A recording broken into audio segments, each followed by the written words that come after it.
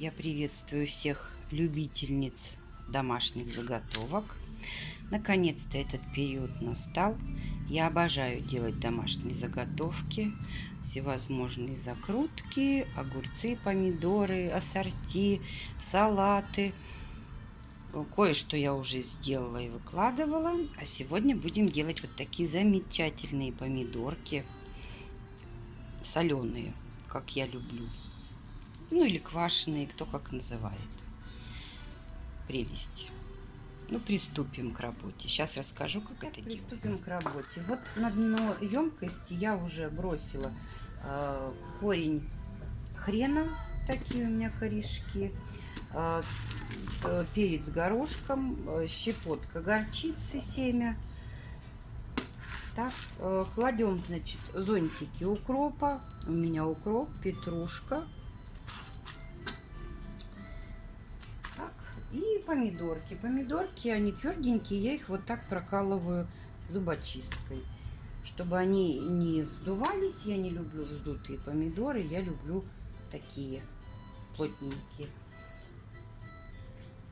Вот так вот, таким образом, значит, и складываем. Все это чередуем. Так, потом не забудьте, пожалуйста, вот кто любит острое, я взяла перец чили прям зернышками тоже туда же. Это придаст остринку. Ну, я люблю. Так, гвоздичку тоже положили. Хрен весь. Снова зелень. Зелени кладите всю, какую любите. Просто вот у меня была только укроп и петрушка. А так, в принципе, можно складывать и листья хрена, и как бы любисток тоже вот люблю, но у меня его нету, к сожалению. Дальше, как я поступаю с чесноком. Смотрите. Чеснок я не режу, я его натираю на вот такой терке. Почему? Потому что я считаю, что вот такой потертый чеснок, он, во-первых, свежего урожая, во-вторых, он отдает больше своего аромата и вкуса.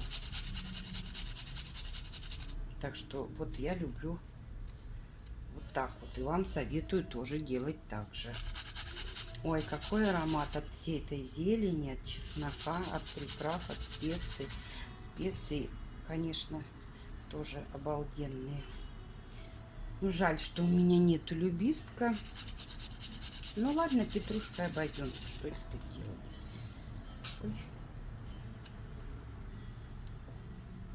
Вот весь чеснок я натерла. Так, это кусочек хрена, корень хрена. Затем снова мы берем зубочистку, снова берем помидорки и снова складываем.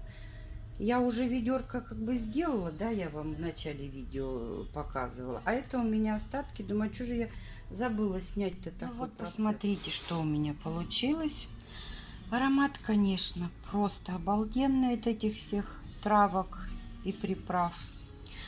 Теперь я что делаю? Я ставлю тарелочку. Так. Вот так, чтобы погрузились все наши помидорки. И сверху баночку. Ну, просто будет замечательно. Будем ждать теперь, когда пойдет процесс. Не забудьте накрыть полотенчиком. Ни в коем случае не крышками, просто полотенчиком, чтобы был доступ воздуха. А мы с вами встретимся чуть позже. Ну вот, мои помидорки уже поквасились. Я их разложила по баночкам. Рассол невероятно ароматный, вот именно из-за чеснока, который я туда на терочке терла. Я сейчас этим же рассолом их залью и поставлю в холодильник.